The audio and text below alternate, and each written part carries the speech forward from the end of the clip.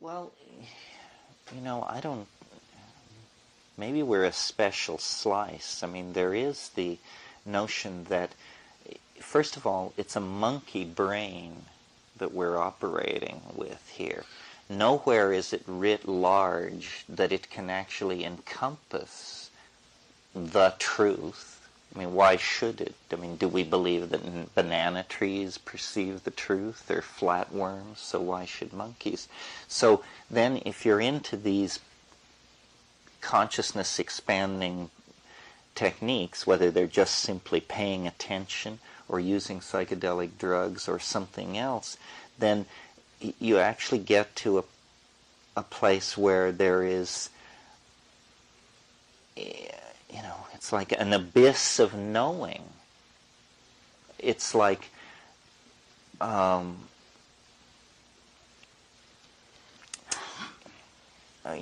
poem that says, I look over your meaning's edge and feel the dizziness of the things that you have not said. Well, that's about a relationship. But it could also just be, I look over meaning's edge and feel the dizziness of things unsaid. It's that nowhere is it writ that the universe should be rationally apprehendable.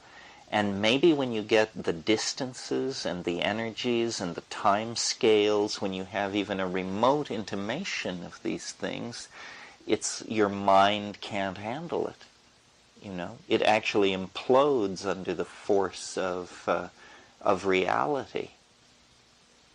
I mean, I sort of feel like that what we have uncovered with all this thinking and exploring is not the white light or some cheerful Buddhist hypostatization like that, but what we've uncovered is ungodly complexity. I remember once at the height of an LSD trip years ago being with somebody who yelled out, I'm drowning in the spaghetti of ambiguity.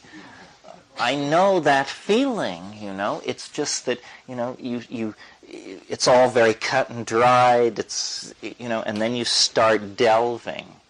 And you start, reading weird literature and taking strange drugs and going to strange places, and you begin this deconstruction process. And what you find out is not only that the world is weirder than you can suppose, but that this situation is fundamentally alarming, that the world is stranger than you can suppose.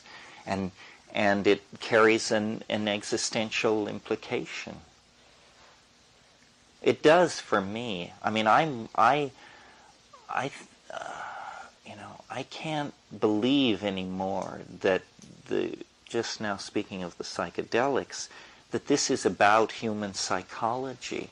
You press it too hard and go too far. And I always think of that amazing scene in Rosemary's Baby where Mia Farrow, in the middle of this dream, sits up and says, my God, this is really happening.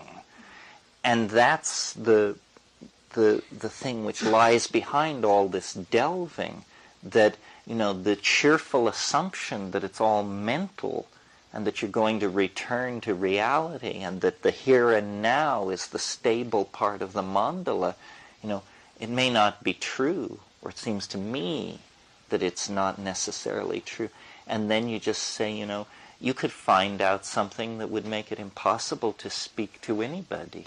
That you would just have to turn away from people with an unspeakable truth and be isolated by it.